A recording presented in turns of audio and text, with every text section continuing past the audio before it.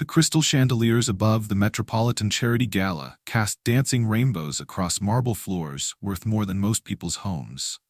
500 of the city's elite clinked champagne glasses that cost more per flute than a week's groceries, their laughter echoing off gilded walls adorned with priceless art. But tonight, all eyes focused on the man commanding center stage, with the confidence of someone who'd never heard the word no.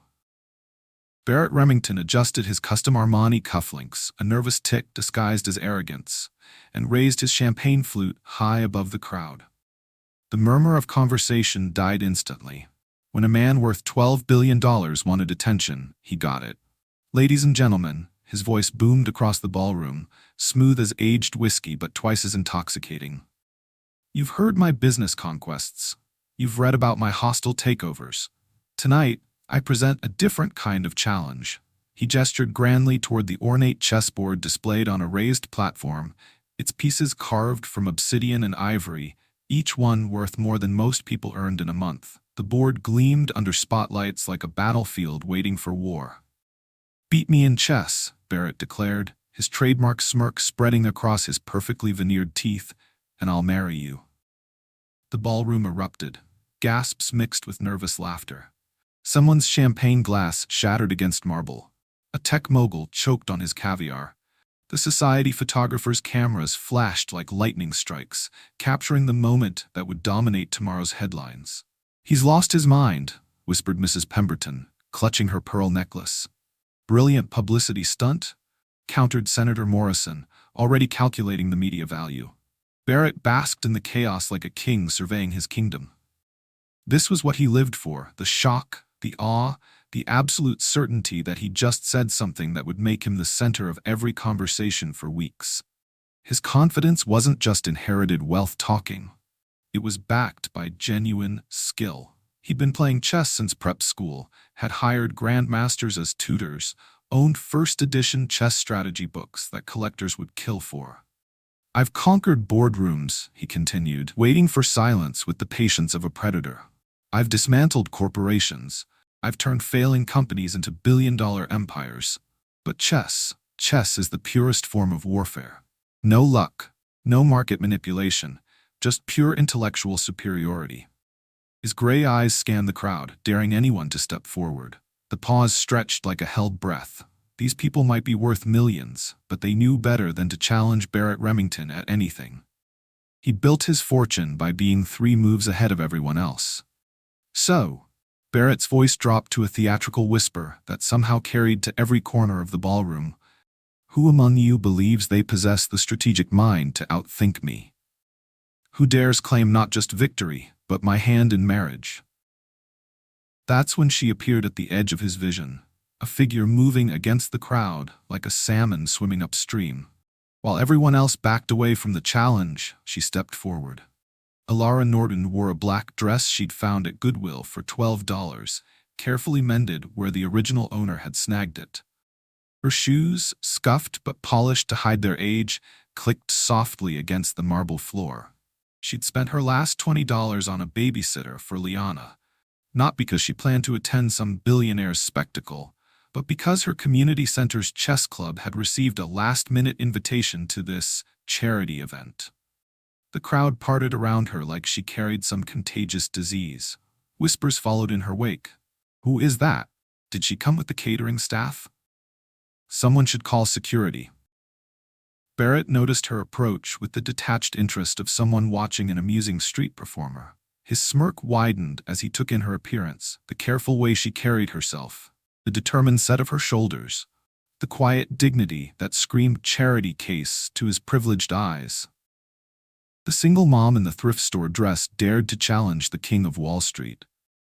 "Excuse me," Alara's voice cut through the murmurs, clear and steady despite the tremor in her hands. She stopped directly in front of the chess platform, close enough to see her reflection in the polished obsidian pieces. "I'd like to accept your challenge." The ballroom fell so quiet you could hear the champagne bubbles popping in abandoned glasses. Barrett blinked, certain he'd misheard. This woman, with her clearance rack dress and discount store purse, wanted to play chess with him? For marriage? His laugh erupted before he could stop it, rich and condescending. I'm sorry, Miss Norden. Alara Norden. Miss Norden. Barrett's tone oozed false politeness, the kind wealthy people used when addressing service staff. This is a charity gala for our city's most generous philanthropists. Perhaps you're looking for the volunteer check-in table? It's down the hall. Heat flooded Alara's cheeks, but her voice remained steady. I received an invitation through the Community Chess Alliance. I'm here to play. Barrett glanced at his assistant, who shrugged helplessly. Someone had clearly made a mistake. Probably some do-gooder trying to make the event look inclusive by inviting locals. But now she was here, standing in front of 500 witnesses, making his challenge look ridiculous. Ma'am, Barrett's patience cracked like ice in warm champagne. This isn't some community center tournament. This is serious chess. High-stakes chess. Perhaps you don't understand the implications of... I understand perfectly, Alara interrupted, her brown eyes meeting his gray ones without flinching. You made a public challenge. I'm accepting it, unless your word means nothing. The crowd gasped. Someone had just questioned Barrett Remington's integrity to his face. In public. At his own event. Barrett's jaw tightened. His reputation, built on never backing down from any challenge, hung in the balance. Every camera, every reporter, every influential person in the city watched and waited for his response. He'd built an empire on calculated risks. Tonight, he was about to make the worst calculation of his life. Fine, Barrett said, his smile sharp enough to cut glass. Let's play. If you've ever felt underestimated, hit that like button. Bookmark. GBJ. The weight of two worlds. 6 hours earlier, Alara had clocked out of her second job, restocking shelves at Morrison's 24-hour grocery store, with aching feet and flour dust under her fingernails. The overnight shift paid an extra $1 per hour, money she couldn't afford to refuse, even if it meant catching 3 hours of sleep before her morning job at the medical billing company downtown. She'd mastered the art of existing on caffeine and determination, of calculating grocery budgets down to the penny while mentally reviewing chess positions during mindless tasks. While her hands sorted canned goods or entered insurance codes, her mind lived in a world of knights and bishops, of tactical combinations that made perfect sense, even when nothing else in her life did. The apartment she shared with 8-year-old Liana sat above a laundromat in the kind of neighborhood where sirens provided the soundtrack to sleep. 3 rooms, thin walls, and a heater that worked only when it wanted to. The rent notice, marked final in red ink, remained tucked behind the sugar canister where Liana wouldn't see it. $750 might as well have been $7,000. The eviction court date loomed just 2 weeks away. Her phone buzzed incessantly with calls from numbers she recognized but never answered. Credit card companies, medical billing departments, collection agencies, with their scripted threats and payment plans she couldn't afford. She'd learned to let them ring, to focus on the problems she could actually solve. Chess had become her sanctuary during those endless nights when worry kept sleep at bay. Bookmark. Sanctuary in 64 squares. The Riverside Community Center closed its doors at 10 p.m., but Alara had befriended Marcus, the night custodian, who let her slip in through the back entrance after his rounds. The chess room, really just a converted storage closet with folding tables and mismatched chairs, became her refuge between midnight and 4 a.m. Here, surrounded by donated chess sets with missing pieces and boards held together with duct tape, Alara found the only peace her life afforded. No bill collectors could reach her here. No supervisors checking their watches. No worried glances from Liana, who understood more about their financial situation than any child should.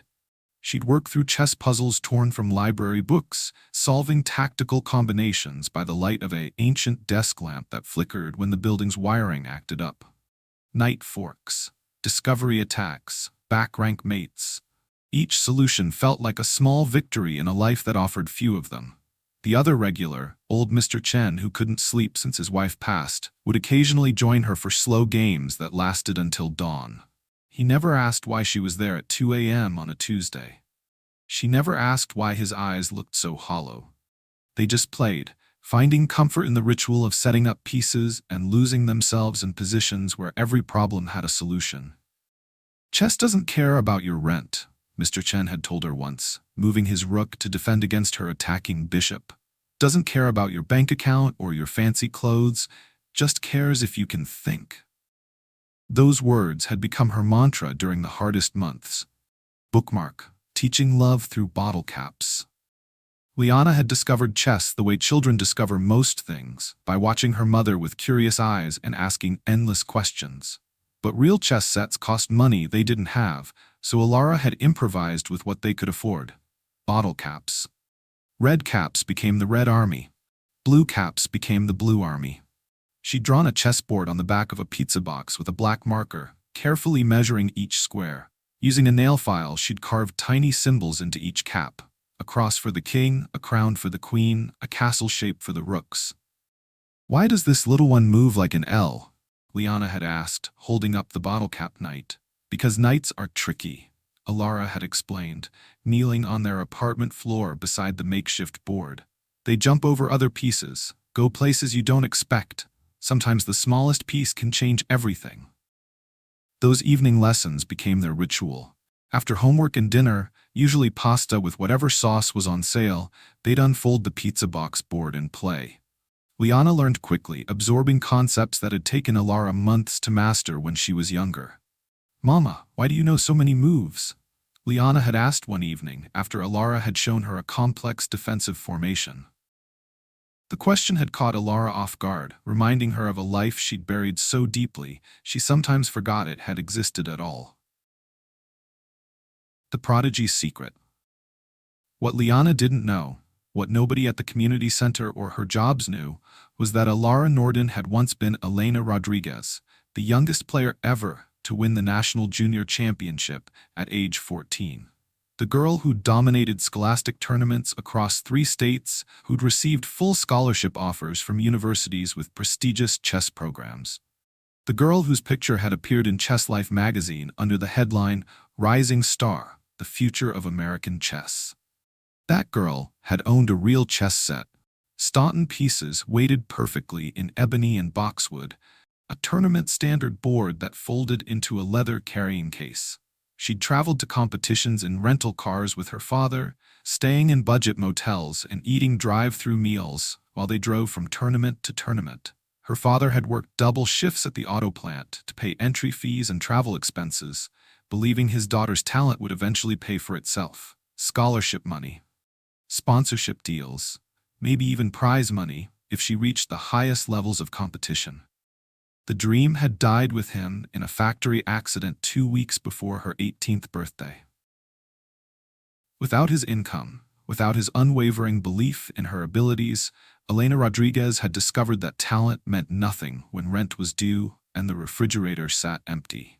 College chess scholarships required transcripts she couldn't afford to send, tournament travel she couldn't finance, coaching she couldn't pay for. So Elena Rodriguez had become Alara Norden, a name change that felt like wearing a costume, but one that helped her move forward instead of looking back. She'd traded her chess dreams for survival, her tactical brilliance for the practical skills needed to navigate minimum-wage jobs and government assistance programs. The chess knowledge remained, stored in her mind like books in a sealed library. But she'd convinced herself it was useless now, just another reminder of a life that had been lost along with everything else. Bookmark. The fire that never died, except the fire never truly dies in a genuine competitor. It just burns quieter, waiting. During those midnight sessions at the community center, Alara would sometimes let her guard down and play with the instincts that had once made her untouchable in junior competition. Her hands would move pieces with the fluid confidence of someone who understood chess at a cellular level, who could see combinations developing 3 moves before they appeared on the board. Mr. Chen had noticed. "You play like you've seen these positions before," he'd observed after she'd found an elegant back-rank mate in a position he'd thought was drawn. "I used to study more," she'd replied, deflecting his curiosity. But studying wasn't the same as natural talent. No amount of memorized openings could explain the way she could glance at a complex position and immediately identify the critical weakness, the tactical shot, the subtle improvement that less experienced players would miss entirely. When Barrett Remington had issued his arrogant challenge to the ballroom full of society's elite, something in Alara had stirred. Something that had been sleeping for years, but never truly dormant. The girl who'd once demolished grandmasters and simultaneous exhibitions was still there, still calculating, still dreaming of the perfect game. Standing before that ornate chessboard worth more than her annual income, facing a man who'd never known the weight of an eviction notice or the shame of declined credit cards, Alara felt that old competitive fire rekindle. This wasn't about marriage or money or proving anything to the sneering crowd. This was about chess, pure chess. And for the first time in years, she was ready to play like the prodigy she'd never stopped being. Bookmark, Yef 60DDD, First Blood. The ornate chessboard stretched between them like a battlefield awaiting war. Barrett settled into his chair with the casual confidence of a man who'd never lost anything that mattered, his fingers drumming against the marble table as cameras flashed around them. The crowd pressed closer, champagne glasses forgotten, sensing they were about to witness either a massacre or a miracle. White or black, Miss Norden? Barrett's tone suggested he was humoring a child. "I'll take black," Alara replied quietly, her hands folded in her lap to hide their trembling. She'd learned years ago that playing from behind sharpened her focus, made every move count. Barrett's opening came fast and arrogant, pawn to e4, the king's pawn advance that announced aggressive intentions. Classic Barrett, direct, forceful, designed to dominate the center of the board immediately. Alara responded with the Sicilian defense, her pawn sliding to c5 with the soft click of ivory on marble. The crowd murmured appreciatively. At least she knew legitimate chess moves. "Ah, the Sicilian," Barrett chuckled, developing his knight to f3 with a flourish. Ambitious choice. Most beginners stick to safer defenses. But Alara's second move silenced his condescension completely. The trap sets knight to c6. Not just any knight development, but a move that signaled she understood the deeper complexities of the Sicilian structure. Barrett's smile faltered slightly as he registered the sophistication of her choice. In the crowd, retired chess master Dr. Weinstein leaned forward, his practiced eye catching something the others missed. "That's not beginner's luck," he whispered to his wife. "She's playing theory." Barrett advanced his d-pawn, still following standard attacking principles, but now his moves came with less flourish and more calculation. The casual dismissiveness was evaporating as he began to sense he might actually need to concentrate. Alara's response came without hesitation. Pawn to d6. Simple, solid, giving her pieces breathing room while keeping her options open. But it was the speed of her decision that made Barrett's jaw tighten. She wasn't calculating, she was recognizing. These positions were familiar to her. "You seem to know your way around a chessboard," Barrett said, attempting to maintain his jovial tone while his mind raced through possibilities. "I've played a few games," Alara replied, her eyes never leaving the board. Bookmark. Confidence. Barrett's next move revealed his first hint of uncertainty. Instead of the aggressive development he'd planned, he castled early, tucking his king away to safety. A sound strategic choice, but one that signaled he was beginning to take his opponent seriously. The crowd sensed the shift. Conversations quieted. Phone cameras focused more intently. The society photographers who'd come for scandal now smelled a genuine story. Alara developed her knight to f6, attacking Barrett's advanced pawn and forcing him to make a critical decision. Protect the pawn and maintain central control, or sacrifice it for faster development? Barrett chose protection, pushing his pawn to e5. It was the right move technically, but it came after 3 full minutes of calculation. The first time he'd spent serious time thinking. "Getting complicated, isn't it?" someone in the crowd whispered. That's when Alara made the move that changed everything. Knight to d5. The piece landed in the center of the board, like a thunderbolt, attacking multiple targets simultaneously and creating threats Barrett hadn't anticipated. The crowd gasped. Even non-chess players could see the piece's dominance, the way it seemed to control the entire position from its central square. Bookmark. The king under fire. Barrett stared at the board, his confident facade cracking like ice under pressure. The knight on d5 wasn't just attacking his pieces. It was exposing fundamental weaknesses in his position that he'd never seen coming. His hand hovered over his bishop, then moved to his queen, then back to the bishop. For the first time all evening, Barrett Remington looked uncertain. "Take your time," Alara said softly, though her tone carried no mockery. "It's a complicated position."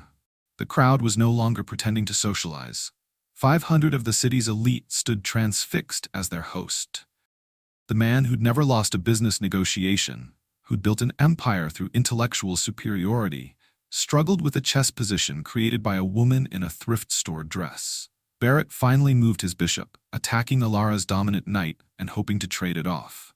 But Alara's response was immediate and devastating. Queen to h4. The collective intake of breath from the crowd sounded like wind rushing through trees. Even those who barely knew chess could see the danger. The Black Queen had entered the attack, aiming directly at Barrett's king. "That's check," Dr. Weinstein said unnecessarily, his voice carrying in the sudden silence. Barrett's face had gone pale. His king was under attack, his position crumbling, and he was running out of good options. Worse, he could see the trap now, see how every move he'd made had been anticipated, exploited, turned against him. Bookmark 75WC, the impossible becomes inevitable. Barrett moved his king to safety, but it was too late. Alara had calculated this position perfectly, and her next move delivered the crushing blow. Knight takes pawn. Check. The knight that had dominated the center now captured Barrett's f-pawn, while simultaneously checking the king, a fork that would win material no matter how Barrett responded. But more than that, it was opening the floodgates for an attack Barrett couldn't hope to survive. "This is impossible," Barrett muttered, loud enough for the front row to hear. "You can't just—" His protestation died as he saw Alara's final move coming. No matter where he moved his king, no matter how he tried to defend, checkmate was inevitable in one more move. The crowd pressed closer, sensing the climax. Cameras captured every angle as Barrett Remington, master of the universe, sat frozen before a chessboard, his empire of confidence collapsing in real time. Alara's hand moved toward her queen, the final blow that would complete the most shocking upset in the history of New York charity galas. Bookmark. Lightning strikes twice. Just as her fingers touched the ivory queen, Alara's phone vibrated against her purse. Then again, then a third time. The urgent pattern she'd programmed for emergencies. Her hand froze on the chess piece as she glanced at the screen. "Mrs. Rodriguez, Liana's babysitter." 3 missed calls in 30 seconds. The ballroom, the crowd, the checkmate, everything faded as maternal instinct overrode competitive fire. She answered on the 4th ring. "Mrs. Rodriguez? What's wrong?" Barrett watched in confusion as his opponent suddenly ignored the board entirely, pressing the phone to her ear while her face drained of color. "What do you mean she can't breathe? I'm coming right now. Call 911. Alara stood abruptly, her chair scraping against marble, the chess pieces forgotten as terror replaced triumph in her eyes. The crowd murmured in confusion, but Alara was already moving, pushing through startled socialites toward the exit, leaving behind the checkmate that would have made headlines.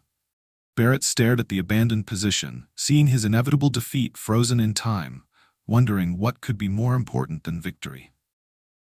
He was about to learn that some games matter more than others. Comment below. What would you have done in Alara's position? Bookmark. Racing against time. Alara burst through the ballroom's gilded doors, her heels clicking frantically against marble as she ran toward the valet stand. Behind her, confused murmurs rippled through the crowd like water disturbed by a dropped stone. The chess game, her moment of triumph, remained frozen on the board, pieces positioned for a checkmate that would never come. "Taxi!" She called desperately to the street, but every yellow cab was occupied, carrying other wealthy patrons to their next engagement. Her hands shook as she tried to calculate the cost of an Uber, knowing her account probably couldn't cover the surge pricing to the hospital. "Wait." Barrett's voice cut through her panic. She turned to find him jogging toward her, his bow tie loosened, his perfectly styled hair disheveled from his rush through the crowd. "Take my car," he said, gesturing toward a sleek black Mercedes, where his driver waited. "Whatever's happening, you'll get there faster." Alara stared at him, momentarily confused.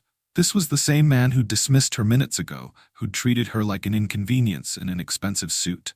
Now he was offering help to someone who'd just humiliated him in front of 500 witnesses. I don't understand. Why would you? Because you have a child in trouble, Barrett said simply. Nothing else matters right now. Redefining victory. The Mercedes cut through downtown traffic with the efficiency that only money could buy. Barrett had called ahead, clearing their path through intersections with strategic donations to the city's traffic management system. What should have been a 30-minute journey compressed into 12 minutes of controlled chaos. Alara sat rigid in the passenger seat, her phone pressed to her ear as she tried to get updates from Mrs. Rodriguez. She started coughing after dinner. The babysitter's voice crackled through the connection. Then she couldn't catch her breath. The paramedics are here now, but they want to take her to St. Mary's. Tell them I'm coming. Alara managed, her voice tight with controlled terror. Tell them her mother is coming. Barrett glanced at her while navigating around a slower vehicle. Your daughter? Liana. She's 8. She has asthma, but it's usually manageable. This has never. Alara's voice broke. I should have been home. I should have known something was wrong. You couldn't have known, Barrett said, his tone surprisingly gentle. Kids get sick. It's not your fault for having a life outside of motherhood. The comment startled Alara enough that she looked directly at him for the first time since they'd left the gala. This wasn't the arrogant billionaire who'd made jokes about her dress. This was someone else entirely, someone speaking from experience she wouldn't have expected him to possess. Do you have children? She asked. Barrett's jaw tightened almost imperceptibly.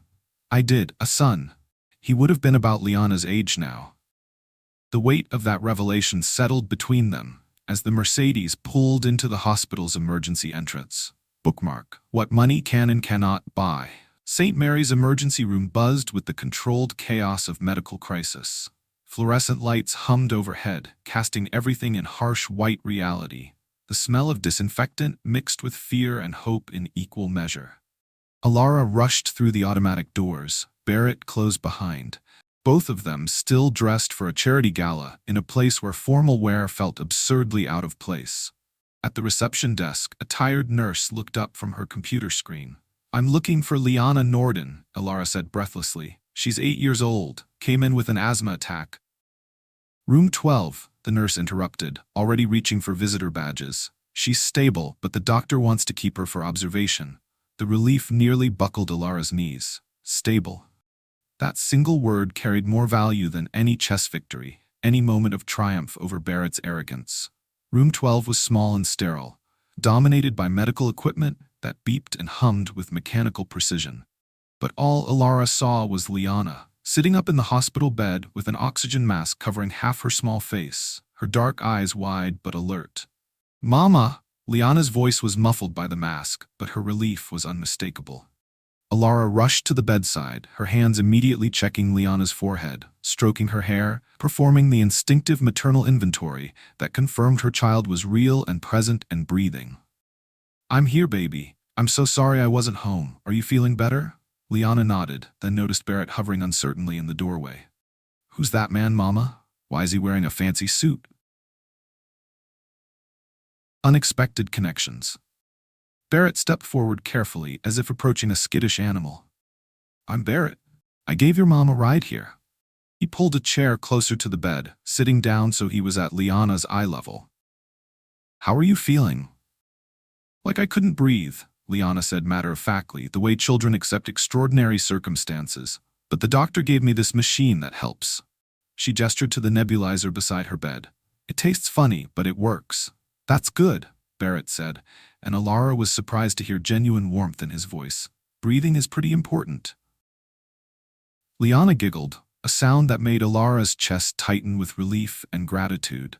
Her daughter was laughing. That meant everything was going to be okay. Mama, did you win your chess game?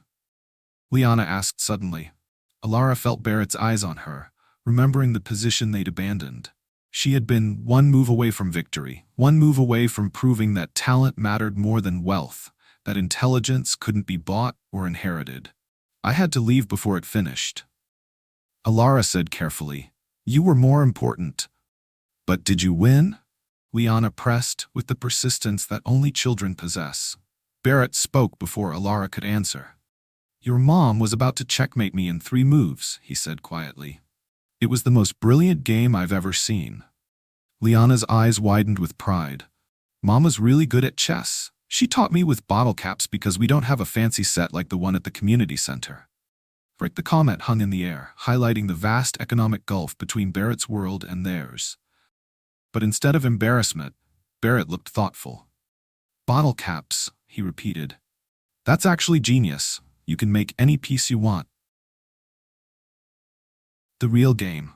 Dr. Martinez appeared in the doorway, clipboard in hand, her scrubs wrinkled from a long shift. "Mrs. Norden?"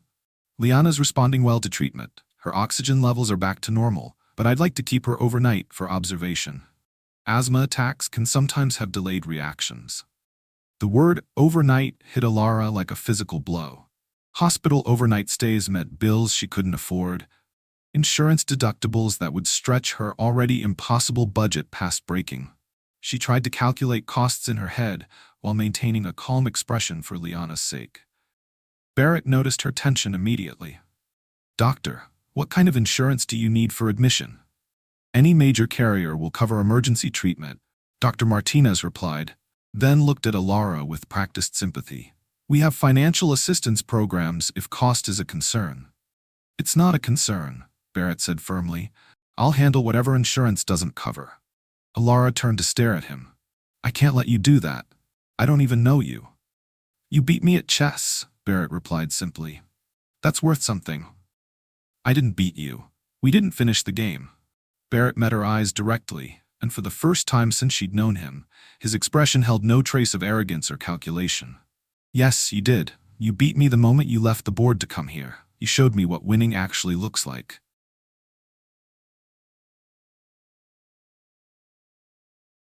Pieces reset. 2 hours later, with Liana sleeping peacefully under medical supervision and her condition officially stable, Alara found herself in the hospital cafeteria with Barrett, both of them exhausted and running on adrenaline and vending machine coffee. "Why did you help us?" Alara asked finally. "You don't owe me anything. If anything, I embarrassed you tonight." Barrett stared into his coffee cup for a long moment. "My son died when he was 6, he said quietly. "Leukemia. I had all the money in the world, the best doctors, the most advanced treatments. None of it mattered." The revelation explained so much: his unexpected gentleness with Liana, his immediate understanding of parental fear, his willingness to abandon his own pride to help a stranger's child. "I'm sorry," Alara said inadequately.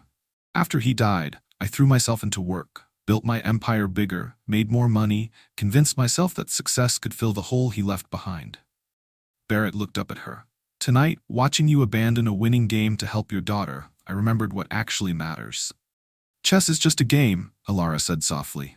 "No," Barrett replied. "Chess is practice. Practice for the moves that really count." Outside the cafeteria windows, dawn was beginning to break over the city, painting the sky in shades of hope and possibility. Neither of them mentioned the abandoned chessboard, the checkmate that would never officially exist, or the crowd of witnesses who were probably still speculating about what they'd seen. The real game had already been won. Share this with someone who puts family first. Bookmark the digital wildfire. By sunrise, the video had exploded across every social media platform like digital wildfire. Someone in the ballroom crowd, later identified as tech entrepreneur Madison Walsh, had live-streamed the entire chess match on Instagram, capturing every moment from Barrett's arrogant challenge to Alara's sudden departure. The numbers were staggering. 2.3 million views in the first 6 hours, 847,000 shares, 1.2 million comments ranging from outrage to admiration to complete disbelief. Chess Checkmate, trending at #1 worldwide. Single mom versus billionaire, hitting 500,000 posts. 3-move queen, generating endless memes and reaction videos. The original Instagram video showed everything.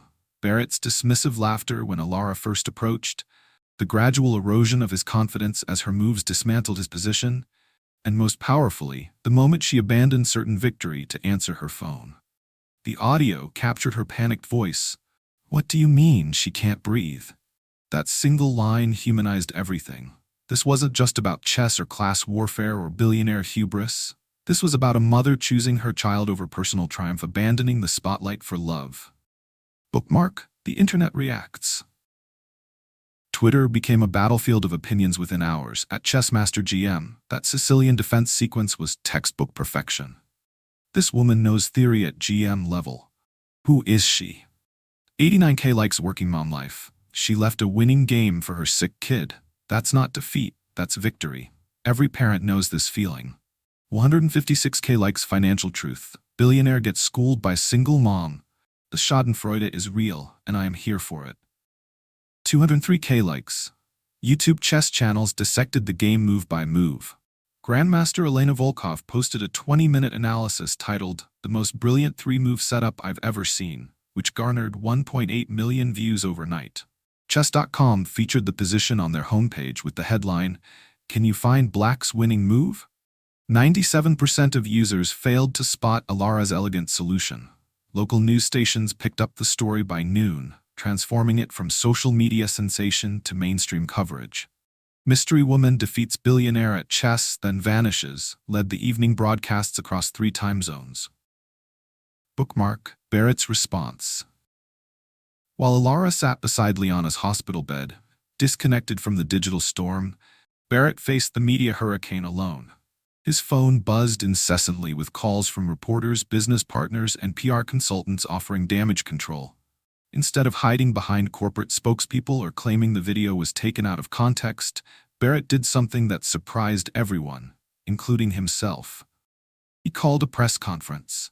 Standing in the lobby of the hospital where he'd spent the night waiting for updates on Liana's condition, Barrett faced a wall of cameras and microphones. Gone was the polished billionaire from the gala. His bow tie hung loose around his neck, his formal jacket replaced by a hospital gift shop sweatshirt that read, "St. Mary's Emergency. We care."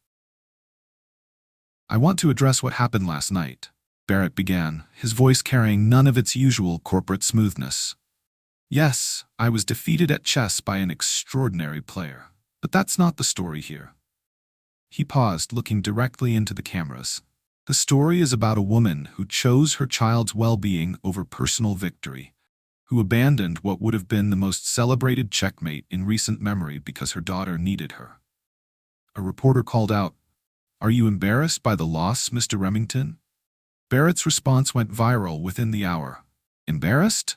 I'm humbled. I've spent my career measuring victory in dollars and market share. Last night, I learned what real winning looks like." Alara's quiet dignity. When reporters finally tracked Alara to the hospital, they found her in the pediatric wing, reading quietly to Liana while her daughter recovered. She wore the same dress from the gala, now wrinkled from a sleepless night, her makeup long gone. The contrast was stark. Billionaire holding press conferences while single mother simply cared for her child.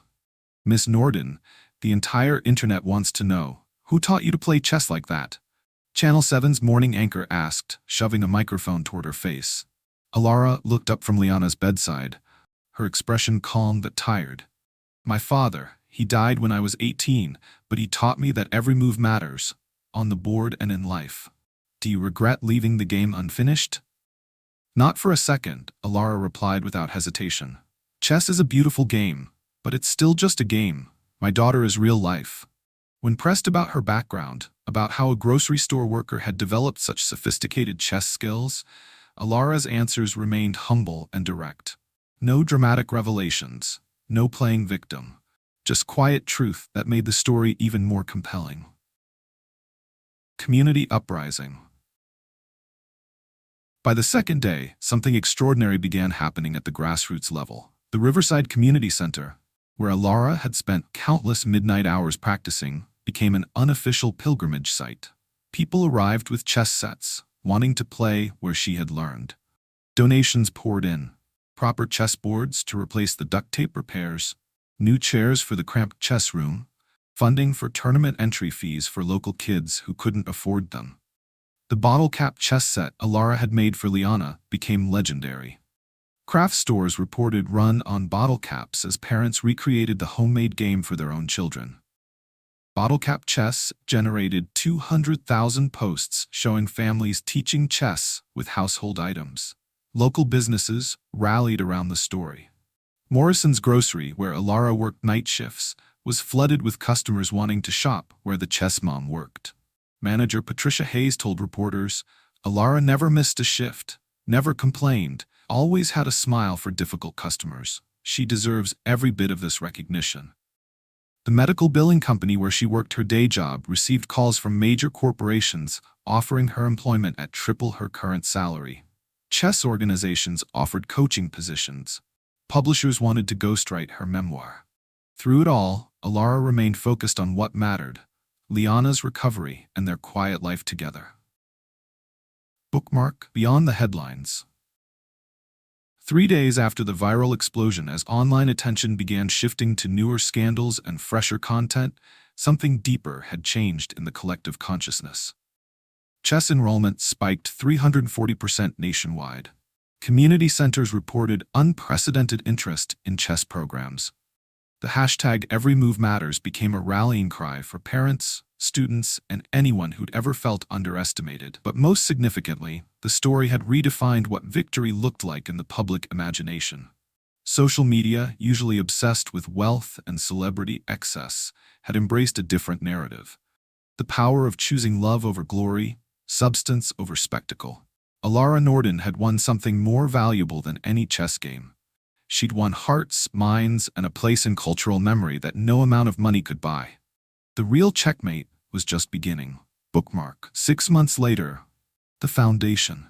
The converted warehouse space buzzed with focused energy as 40 children from across the city moved chess pieces on boards donated by local businesses. Sunlight streamed through tall windows, illuminating concentrated faces bent over tactical puzzles and endgame studies. This was the headquarters of the Three Moves Foundation, named not for chess strategy, but for the life-changing decisions that had started everything. Alara moved between tables, offering gentle guidance to students who ranged from 6-year-old beginners to teenagers preparing for national competitions. The foundation provided free chess instruction, tournament entry fees, and most importantly, mentorship from volunteers who understood that intelligence flourished in every neighborhood, not just wealthy suburbs. "Miss Norden, is this the right move?" asked Marcus, an 11-year-old whose tactical vision reminded Alara of herself at that age. He'd been evicted from 3 apartments in 2 years, but never missed a foundation session. Alara studied his position, a complex middle game where white held a slight advantage, but black possessed hidden tactical resources. "What do you think happens after your knight moves there?" Marcus traced the consequences with his finger, his eyes lighting up as he spotted the fork that would win material. "Oh, I see it now." "Now you're thinking like a chess player," Alara smiled. "Every position has possibilities. You just have to be patient enough to find them." The foundation had emerged from an unexpected partnership between Alara's grassroots knowledge and Barrett's resources. But more than funding, Barrett had contributed something equally valuable: genuine commitment to change. E.C.D. Barrett's transformation. The man who walked into the foundation that Tuesday afternoon bore little resemblance to the arrogant billionaire from the charity gala. Barrett wore jeans and a foundation t-shirt, his sleeves rolled up from helping install new chessboards in the beginners section.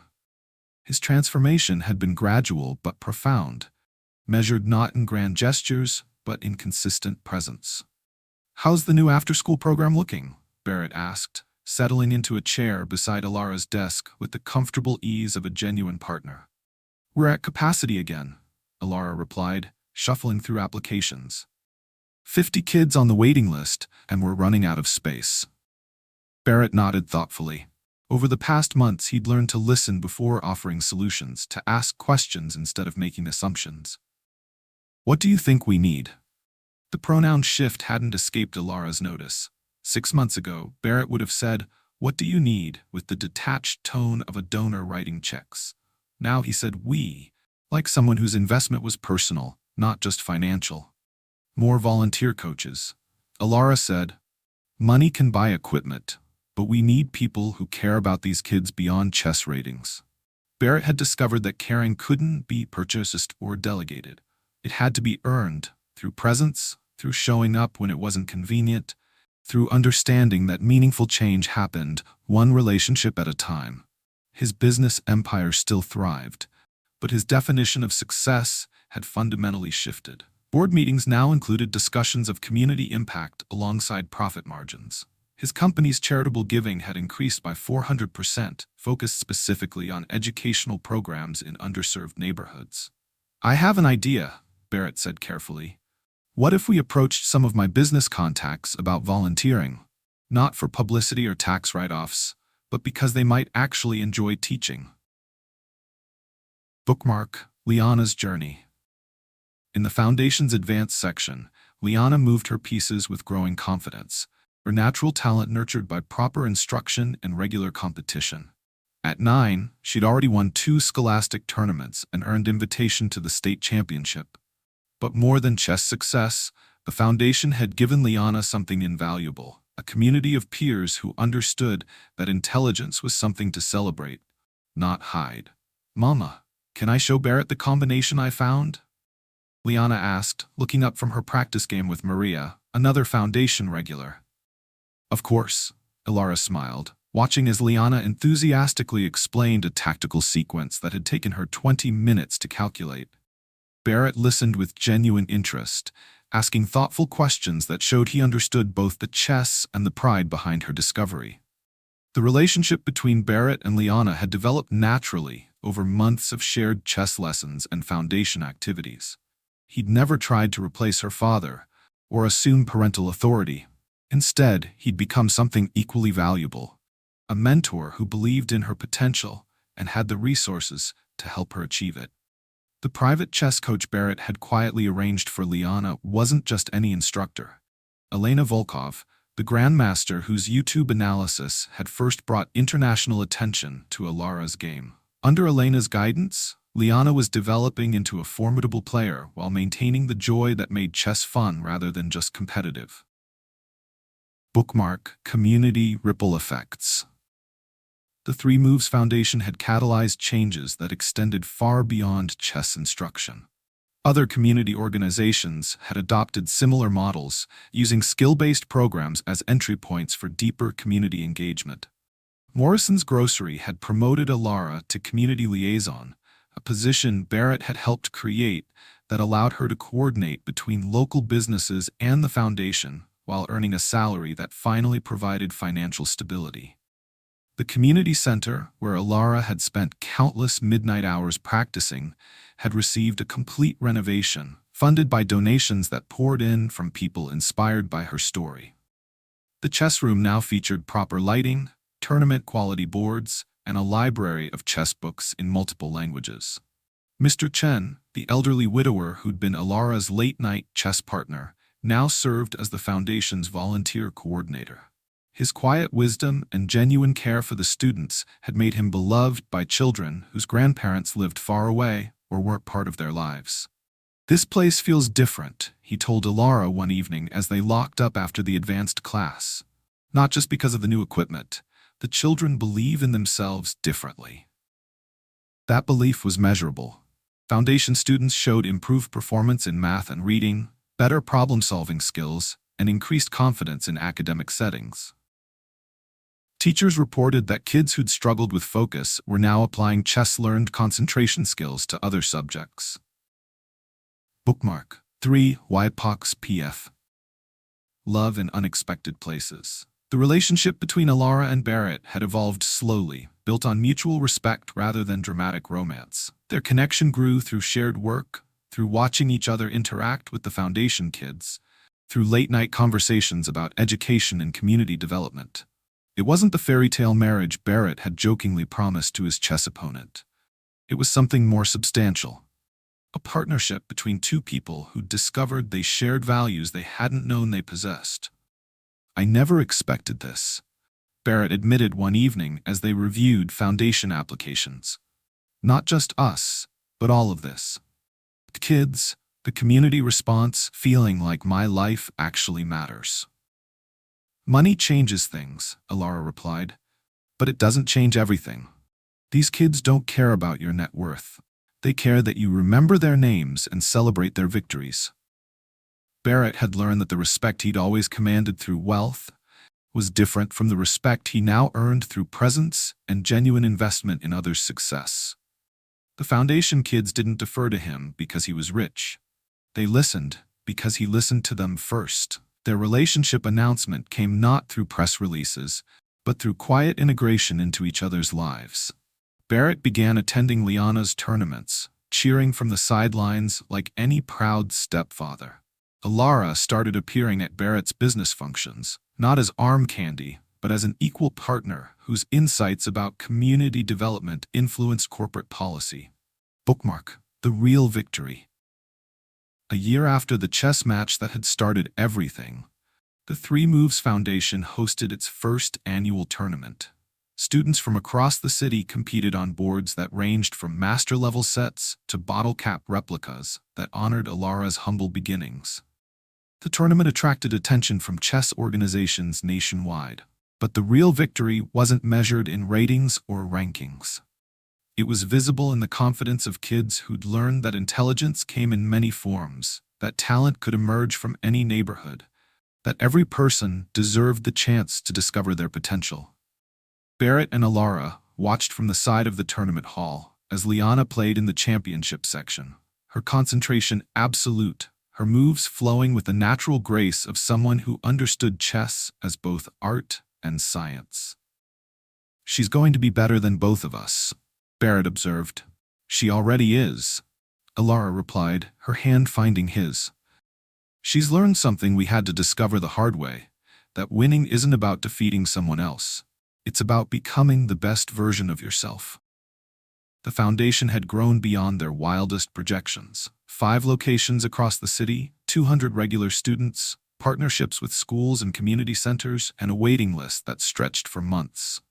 But its true success was measured in transformed lives, in children who now saw chess as a metaphor for life's possibilities rather than just a game. As they watched the tournament unfold, Barrett and Alara understood that their story had never really been about chess. It had been about recognition, recognizing talent wherever it existed, recognizing that genuine partnership required equality and mutual respect, recognizing that the moves that really mattered happened off the board, in the daily choices to show up, to care, to believe that everyone deserved the chance to make their best move. The checkmate that had started everything was just the beginning. Tell us about a time someone believed in your potential. 1 year later, the championship. The auditorium at Lincoln Center buzzed with anticipation as the National Scholastic Chess Championship entered its final round. On stage, under bright television lights, 10-year-old Liana Norden studied the position before her with the focused intensity of someone who understood that pressure was just another puzzle to solve. Her opponent, a 12-year-old prodigy from California who'd won 3 age group championships, had just played what looked like a devastating attack. The crowd murmured as coaches leaned forward, trying to calculate whether Liana had any defense against the looming threats. In the front row, Alara watched her daughter with quiet pride, her hand intertwined with Barrett's. They'd driven 8 hours to be here, not as the viral celebrities from a year ago, but simply as parents supporting their child's dreams. "She's got something," Barrett whispered, recognizing the slight smile that played at the corners of Liana's mouth, the same expression Alara had worn just before delivering her devastating combinations. Liana's hand moved across the board with fluid confidence. Knight to e5. A quiet move that didn't capture anything, didn't announce threats, didn't demand attention. But it was perfect, a move that simultaneously defended her position while setting up counterplay that her opponent wouldn't see until too late. The California prodigy frowned, suddenly realizing his attack had been neutralized. Within 3 more moves, Liana had turned the tables completely, her pieces coordinating in harmony, while her opponent's forces became increasingly tangled. Checkmate came softly, almost apologetically. Liana had won the national championship not through aggressive brilliance but through patient understanding, the kind of chess that her mother had taught her using bottle caps on a pizza box. Bookmark. Transformations. measured as applause filled the auditorium and cameras captured Liana's victory, Alara reflected on the year that had changed everything. Not just the obvious transformations, the financial security, the foundation's success, the relationship with Barrett, but the deeper shifts in how they all saw themselves and each other. Barrett had discovered that respect earned through genuine care felt different from respect commanded through wealth. His business empire now operated with community impact as a core metric alongside profit margins. Board meetings included discussions of educational partnerships and mentorship programs. His success was measured not just in market share, but in the number of kids who'd learned to believe in their own potential. The Three Moves Foundation had expanded beyond their wildest expectations, but its true victory wasn't in the numbers. 200 regular students, 5 locations, partnerships with dozens of schools. The real triumph lived in the confidence of children who'd learned that intelligence could emerge from any neighborhood, that talent deserved nurturing, regardless of economic circumstances. Alara had found her voice in ways she'd never expected. Speaking at education conferences, advising community organizations, helping other single parents navigate the balance between survival and dreams. The grocery store night shifts and medical billing data entry were memories now, replaced by work that felt like purpose, rather than just paycheck. But the most profound transformation was in how they'd all redefined winning itself. The 3 moves that mattered later. At the victory celebration dinner, Liana held her championship trophy while surrounded by friends from the foundation who'd traveled to support her. The scene felt perfectly normal. Kids being kids, adults sharing pride in a young person's achievement, yet it existed only because of 3 critical moves made 1 year earlier. Move 1. Barrett's arrogant challenge, issued from a place of privilege and ego, had created an opportunity he never intended.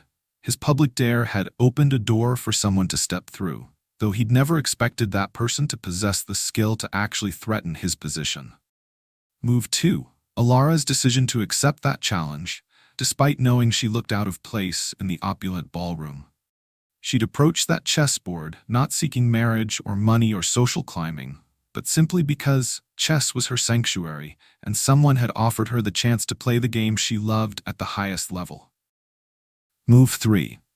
The moment she abandoned certain victory to rush to her daughter's bedside. That choice had revealed what genuine success looked like. Not the crushing of opponents or accumulation of wealth, but the willingness to sacrifice personal glory for love. Those 3 moves had created ripple effects that continued expanding outward, touching lives neither Barrett nor Alara could have predicted. Bookmark. The real checkmate.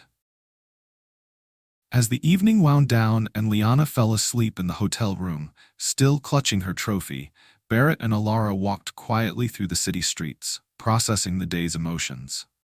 "Do you ever wonder what would have happened if you'd stayed to finish that game?" Barrett asked. Alara considered the question seriously. "I would have won the chess match," she said finally. "But I would have lost something more important. Your daughter's trust? My own understanding of what victory actually means." Alara paused beneath a streetlight, her expression thoughtful. "That night, I thought the checkmate was about proving I belonged in your world. But the real checkmate was learning that I didn't need to prove anything to anyone except myself and Liana." Barrett nodded slowly. "I spent my entire career believing that winning meant someone else had to lose. That success was a zero-sum game where only one person could come out ahead. And now? Now I know that the best victories are the ones where everyone wins something. The kids at the foundation, their families, the community, were all better because of what started with a chess game." They walked in comfortable silence, 2 people who discovered that the most important moves in life rarely happened on a chessboard. The real game was played in daily choices. To show up, to listen, to invest in others' potential, to recognize that strength came not from defeating opponents, but from lifting up those around you. A year after the viral video that had made them famous, Alara and Barrett had found something more valuable than internet celebrity or social media metrics. They'd found purpose, partnership, and the quiet satisfaction that came from building something lasting. The game that had started with a billionaire's arrogant challenge had become a foundation for transformation that would outlast any viral moment, touch more lives than any chess victory, and prove that sometimes the most beautiful checkmates happen when you're not even trying to win. The real game, it turned out, had been about love all along. Subscribe for more untold triumphs that prove everyone deserves their moment to shine.